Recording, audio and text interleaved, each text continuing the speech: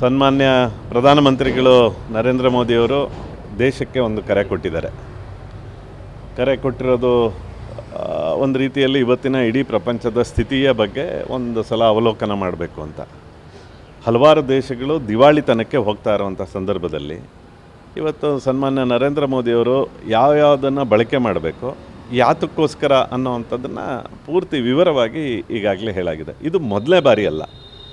ಹಿಂದೆ ವೀರಪ್ಪ ಮೊಯ್ಲಿಯವರು, ಚಿದಂಬರಂ ಅವರು ಕೂಡ ಕರೆಯನ್ನು ಕೊಟ್ಟಿದ್ದರು. ಮಿತವಾಗಿ ಬಳಸಿ ಒಂದು ಇಂಪೋರ್ಟು ನಮಗೆ ಇವತ್ತು ಆಗ್ತಿರೋಂಥದ್ದು ಕಚ್ಚಾ ತೈಲ ಬೆಲೆಯ ಒಂದು ಬ್ಯಾರಲ್ಲಿನ ಪ್ರೈಸು $84 $110-115 ಆಗಿದೆ. ಇವತ್ತು ಬಳಕೆ ಮಾಡ್ತಾ ಇರುವಂಥದ್ದಲ್ಲಿ ನಮಗೆ ಎಲ್ಲೂ ತೊಂದರೆ ಆಗದಿರೋವಂಥ ರೀತಿಯಲ್ಲಿ ಇಡೀ ದೇಶದಲ್ಲಿ ತೈಲವನ್ನು ಸರಿಯಾಗಿ ಎಲ್ಲ ಕಡೆ ಹೋಗೋ ರೀತಿಯಲ್ಲಿ ನೋಡ್ಕೊತಾ ಇದ್ದಾರೆ. ಜೊತೆಗೆ ಭಾಳ ಇಂಪಾರ್ಟೆಂಟ್ ಏನು ಅಂದರೆ, ಕಷ್ಟದ ದಿನಗಳಲ್ಲಿ ಇನ್ನಷ್ಟು ಕಷ್ಟ ಕೊಡಬಾರ್ದು ಅಂತ ಹೇಳಿ ಒಂದೇ ಒಂದು ಪೈಸನೂ ಕೂಡ ಜಾಸ್ತಿ ಮಾಡ್ದೇ ಪೆಟ್ರೋಲು ಮತ್ತು ಡೀಸಲ್ಲು ಸಾಮಾನ್ಯ ಜನಕ್ಕೂ ಅನುಕೂಲ ಆಗೋ ರೀತಿಯಲ್ಲಿ ವ್ಯವಸ್ಥೆ ಮಾಡ್ತಾ ಇರೋಂಥದ್ದು. ಇದನ್ನು ಒಟ್ಟಾರೆ ಇಡೀ ಪ್ರಪಂಚದಲ್ಲಿ ಯೋಚನೆ ಮಾಡಿದ್ರೆ ಭಾರತದಲ್ಲಿ ಮಾತ್ರ, ನೀವು ಭಾಳ ಮುಂದುವರೆದಂತಹ ದೇಶಗಳಲ್ಲೂ ಕೂಡ ಇವತ್ತಿನ ಕಚ್ಚಾ ತೈಲ ಬೆಲೆ ಆ ಪ್ರೈಸಿಗೆ ಅನುಗುಣವಾಗಿ ಅವರು ಅಲ್ಲಿ ಡಾಲರು, ಪೌಂಡು, ಇದು ಕರೆನ್ಸಿಗಳನ್ನಲ್ಲೇ ಜಾಸ್ತಿನೇ ಆಗಿದೆ ಬಿಟ್ಟರೆ ಭಾರತದಲ್ಲಿ ಮಾತ್ರ ಆಗಿಲ್ಲ. ಹಾಗಾಗಿ ನಾವು ಖುಷಿ ಪಡಬೇಕು, ಗೌರವ ಕೊಡಬೇಕು ಮೋದಿಯವರ ಈ ಕರೆಗೆ. ನಾನು ತಮ್ಮ ಮೂಲಕ ಹೇಳಲಿಕ್ಕೆ ಇಚ್ಛೆ ಪಡೋದೇನೆಂದರೆ, ಮೋದಿಯವರ ಕರೆಯನ್ನು ನಾವು ಪಾಲಿಸೋಣ. ಅಲ್ಲ, ಜನರಿಗೆ ಇದು ಗೊತ್ತಿಲ್ಲ ಅಂತ ಇಲ್ಲ.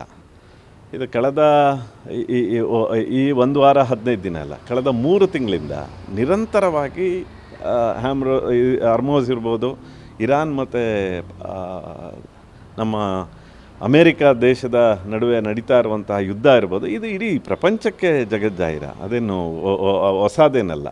ಹಾಗಾಗಿ ಇವತ್ತಿನ ಸಂದರ್ಭಕ್ಕೆ ಅನುಗುಣವಾಗಿ ಇವತ್ತಿನ ಮುಂದಿನ ದಿನಗಳಲ್ಲಿ ಆಗುವಂತಹ ಸಮಸ್ಯೆಗಳನ್ನು ಈಗಲೇ ಅನಲೈಸ್ ಮಾಡಿ ನಮ್ಮ ದೇಶ ಹೆಂಗಿರಬೇಕು, ನಮ್ಮ ದೇಶದ ಪ್ರಜೆ ಯಾವ ರೀತಿ ಯೋಚನೆ ಮಾಡಬೇಕು ಅನ್ನೋವಂಥದ್ದನ್ನು ಒಂದು ಕ್ಲೂ ಕೊಟ್ಟಿರೋವಂಥದ್ದನ್ನು ನಾವೆಲ್ಲರೂ ಅಕ್ಸೆಪ್ಟ್ ಮಾಡ್ಕೊಂಡಿದ್ದೀವಿ.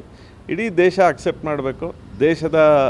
ದೇಶ ಯಾರ ಕೈಯಲ್ಲಿದೆ ಅಂದರೆ, ಒಂದು ಸದೃಢ ರಾಷ್ಟ್ರವನ್ನು ಕಟ್ಟೋವಂಥ ಶಕ್ತಿ ಇರುವಂಥ ನಾಯಕನ ಹತ್ರ ಇದೆ. ಹಾಗಾಗಿ ಅವ್ರ ಮಾತನ್ನು ನಾವು ನಂಬಬೇಕು ಅನ್ನೋವಂಥದ್ದನ್ನು ತಮ್ಮ ಮೂಲಕ ಎಲ್ಲರಿಗೂ ಹೇಳಲಿಕ್ಕೆ ಇಚ್ಛಪಡ್ತೀನಿ. ಈ ಹೇಳಿಕೆ ಎಲ್ಲ ಒಂದು ಕಡೆ ಕ್ರಿಟಿಸಿಸಮ್ ಆಗ್ತಾ ಇದೆ. ಅಲ್ಲ, ಇದು ನೋಡೋರ ಕಣ್ಣು ರಾಹುಲ್ ಗಾಂಧಿ ಕೂಡ ಅಲ್ಲ. ನೀವು ರಾಹುಲ್ ಗಾಂಧಿ ಅವರಿಗೆ ನಾಳೆ ಅಕಸ್ಮಾತು ಜಾಸ್ತಿ ನಾವು ಏನು ಪ್ರೈಸನ್ನು ನಾವು ಈಗ ಜಾಸ್ತಿ ಮಾಡಲ್ಲ, ಜಾಸ್ತಿ ಉಪಯೋಗಿಸಿ ಅಂತ ಹೇಳಿದ್ರೆ ಅವಾಗ ಅವ್ರು ಬರ್ತಾರೆ. ನಮ್ಮ ರಾಹುಲ್ ಗಾಂಧಿ ಅವ್ರ ನೇಚರ್ ಏನು ಅಂದರೆ, ನರೇಂದ್ರ ಮೋದಿಯವ್ರು ಯಾವುದೇ ಒಳ್ಳೆ ಕೆಲಸ, ಅದೇ ಯಾವುದೇ ಒಂದು ಹೇಳಿಕೆ ಹೇಳಿದ್ರೆ ಅದ್ರ ಉಲ್ಟಾ ಹೇಳೋದು. ನೀವು ರಾಹುಲ್ ಗಾಂಧಿ ಅವರಿಗೆ ಕೇಳಿ, ಸರ್ ನಾಳೆಯಿಂದ ಜಾಸ್ತಿ ಮಾಡೋಕ್ಕೆ ಹೇಳಿದ್ದಾರೆ ನಮ್ಮ ನರೇಂದ್ರ ಮೋದಿಯವರು, ಅವಾಗ ಹೇಳ್ತಾರೆ ಫ್ಯೂಯಲನ್ನು ಜಾಸ್ತಿ ಉಪಯೋಗಿಸ್ಬಾರ್ದು ಅಂತ. ಅವರು ಉಲ್ಟಾ ಅವರು ಪಪ್ಪು ಅವರಿಗೆ ನಾವು ಏನು ಹೇಳೋದು ಅಂತ ಅರ್ಥ ಆಗಲ್ಲ. ದೇಶದ ಸ್ಥಿತಿ, ಪ್ರಪಂಚದ ಸ್ಥಿತಿ ಒಂದು ಸಲ ಯೋಚನೆ ಮಾಡಿದ್ರೆ ಒಬ್ಬ ಸಾಮಾನ್ಯ ಜನಕ್ಕೂ ಅರ್ಥ ಆಗುತ್ತೆ. ಇವತ್ತಿನ ನಮ್ಮ ದೇಶದ ಪರಿಸ್ಥಿತಿಗೆ ನಾನು ಅನುಗುಣವಾಗಿ ನನ್ನ ಒಟ್ಟಾರೆ ಜೀವನವನ್ನು ಮಾಡಬೇಕು ಅಂತ ಜನ ತೀರ್ಮಾನ ಮಾಡ್ತಾರೆ. ಹಾಗಾಗಿ ರಾಹುಲ್ ಗಾಂಧಿ ಅವರ ವಿಚಾರಕ್ಕೆ ನಾವು ಹೆಚ್ಚು ಅದ್ರ ಬಗ್ಗೆ ಪ್ರತಿಕ್ರಿಯೆ ನೀಡದಿದ್ದರೆ ಒಳ್ಳೆಯದು ಅನಿಸುತ್ತೆ. ಸರ್, ಪೆಟ್ರೋಲ್ ಬಂಕ್ಗಳಲ್ಲಿ ಎಲ್ಲ ಪೆಟ್ರೋಲ್ ಉತ್ಪನ್ನಗಳು ಎಲ್ಲವೂ ಬರ್ತದೆ ನೀಟಾಗಿ. ಎಲ್ಲೊಂದು ಕಡೆ ಎಲ್ಲ ಬಂದಾಗಂಥದ್ದು. ಬೆಂಗಳೂರಿನಲ್ಲಿ ಆಗಲೇ 1-2-3 ಪೆಟ್ರೋಲ್ ಬಂಕಲ್ಲಿ ಸ್ಟಾಕ್ ಇಲ್ಲ ಅಂತ ಹೇಳಿ ಬೋರ್ಡ್ ಹಾಕಿರೋಂಥದ್ದು. ಇದು ಸಮಸ್ಯೆಗಳು ಕಳೆದ 1 ತಿಂಗಳಿಂದ ಇದೆ. ಒಂದು ಏನಿತ್ತು ಅಂದರೆ, ನಮ್ಮ ದೇಶದಲ್ಲಿರುವಂಥ ಪ್ರಮುಖವಾಗಿ ಇಂಡಿಯನ್ ಆಯಿಲ್ ಕಾರ್ಪೊರೇಷನ್ನು, BPCL ಮತ್ತು HPCL, ಭಾರತ್ ಪೆಟ್ರೋಲಿಯಂ ಮತ್ತು ಹಿಂದೂಸ್ತಾನ್ ಪೆಟ್ರೋಲಿಯಂ, ಈ 3 ನಮ್ಮ PSUಗಳು, ಪಬ್ಲಿಕ್ ಸೆಕ್ಟರ್ ಯೂನಿಟ್ಗಳು. ಈ 3 ಯೂನಿಟ್ಗಳಲ್ಲಿ ಹೆಂಗಿತ್ತು ಅಂದರೆ, ಡೀಲರ್ಸ್ಗೆ ನಾನೊಬ್ಬ ಡೀಲರು, ಪೆಟ್ರೋಲ್ ಬಂಕ್ ಮಾಲೀಕ ಅಂದರೆ ನನಗೆ 1 ಲೋಡು ಅಥವಾ 2 ಲೋಡನ್ನು ನಾನು ದುಡ್ಡು ಮುಂಚೆ ಏನು ಕೊಡಬೇಕು ಅಂತ ಏನಿರಲಿಲ್ಲ. ಮುಂಚೆ ಕೊಡಬೇಕು ಅಂತ ಇಲ್ಲ, ನಮಗೊಂದು ಕ್ರೆಡಿಟ್ ರೂಪದಲ್ಲಿ ನಮ್ಮ ಅವರ ಅಂಡರ್ಸ್ಟ್ಯಾಂಡಿಂಗಲ್ಲಿ ಕೊಡೋರು. ಮತ್ತು ಮಂತ್ ಎಂಡ್ಗಳಲ್ಲಿ ಅವ್ರಿಗೊಂದು ಟಾರ್ಗೆಟ್ ಇರೋದು. ಲಾಸ್ಟ್ ಇಯರ್ ನಾವು ಇಷ್ಟು ಲೀಟರ್ಸನ್ನು ಕೊಟ್ಟಿದ್ವಿ, ಜಾಸ್ತಿ ಮಾಡಬೇಕು ಅಂತ ಇತ್ತು. ಈಗೇನಾಯಿತು ಅಂದರೆ, ನಾವೆಲ್ಲ ಅದಕ್ಕೆಲ್ಲ ಅಡಿಕ್ಟ್ ಆಗಿಬಿಟ್ಟಿದ್ವಿ. ನಾವೆಲ್ಲ ಪೆಟ್ರೋಲ್ ಬಂಕ್ ಮಾಲೀಕರು, ನಮಗೆ ಸಾಲ ಕೊಡೋರು. ಸೊ ನಾವು ತರಿಸ್ಕೊತಾ ಇದ್ವಿ, ಸ್ಟಾಕ್ ಇಟ್ಕೊತಾ ಇದ್ವಿ, ಕೊಡ್ತಾಯಿದ್ವಿ. ಈ ಎಲ್ಲ ಕಾರಣಗಳಿಂದ ಇವತ್ತು ಪ್ರಪಂಚದ ಸ್ಥಿತಿ, ಇವತ್ತಿನ ನಮ್ಮ ತೈಲ ಬೆಲೆ, ಅದರಿಂದ ಒಂದಷ್ಟು ರಿಸ್ಟ್ರಿಕ್ಷನ್ ಸ್ವಾಭಾವಿಕವಾಗಿ ಹಾಕಿದ್ದಾರೆ. ಅವ್ರದ್ದೇನು ಅಂದರೆ, ನೀವು ಲೋಡಿಗೆ ಮುಂಚೆನೇ ದುಡ್ಡನ್ನು ಕಳಿಸಿ, ನಾವು ಆಮೇಲೆ ಲೋಡ್ ಕೊಡ್ತೀವಿ. ಈಗೇನೆಂದರೆ, ನನಗಿರುವಂಥ ಸೇಲ್ಸಿಗೆ ನಾನೊಂದು 3 ಲೋಡಷ್ಟು ನನಗೆ ಸಾಲ ಕೊಡ್ತಾಯಿದ್ರೆ 60 ಲಕ್ಷ, ನಾನು 60 ಲಕ್ಷ ಫಸ್ಟ್ ತೀರಿಸ್ಬೇಕು, ನಾಳೆ ಮತ್ತೆ ಲೋಡಿಗೆ ಇನ್ನು 20 ಲಕ್ಷ, ಅಂದರೆ 80 ಲಕ್ಷ ನಾನು ಕೂಡಿಸೋವಂಥದ್ದು ಸ್ವಲ್ಪ ಡೀಲರ್ಸಿಗೆ ಏರುಪೇರು. ಮತ್ತು ಇವತ್ತಿನ ಬ್ಯಾಂಕಿಂಗ್ ಇದರೊಳಗಡೆ ತಕ್ಷಣ ನಮಗೆ ಸಾಲ ಸಿಗೋದಿಲ್ಲ. ಆ ಕಾರಣದಿಂದ ಬಂಕ್ಗಳಲ್ಲೂ ಒಂದಷ್ಟು ಡ್ರೈ ಆಗಿದೆ ಬಿಟ್ಟರೆ ಸರ್ಕಾರದ ವತಿಯಿಂದ ಅಥವಾ ನಮ್ಮ ಪಿ ಎಸ್ ಯುಗಳು ಏನಿದ್ದು ಅಲ್ಲಿಂದ ಒಂದೇ ಒಂದು ದಿವಸನೂ ನಾವು ಕೊಟ್ಟಂಥ ಟೈಮಿಗೆ ನಾನು ಬೆಳಿಗ್ಗೆ ಲೋಡ್ ಬೇಕಿತ್ತು, ನಿನ್ನೆ ಬೆಳಿಗ್ಗೆ ದುಡ್ಡನ್ನು ನಾನು ಬ್ಯಾಂಕ್ ಸಮಯದಲ್ಲಿ ನಾನು ಕಳಿಸ್ದೆ ಅವರಿಗೆ. ಬ್ಯಾಂಕ್ ಸಮಯದಲ್ಲಿ ಆಗ್ತಿದ್ದಂಗೆ ಸಾಯಂಕಾಲ ನನಗೆ ಲೋಡ್ ಬಂತು.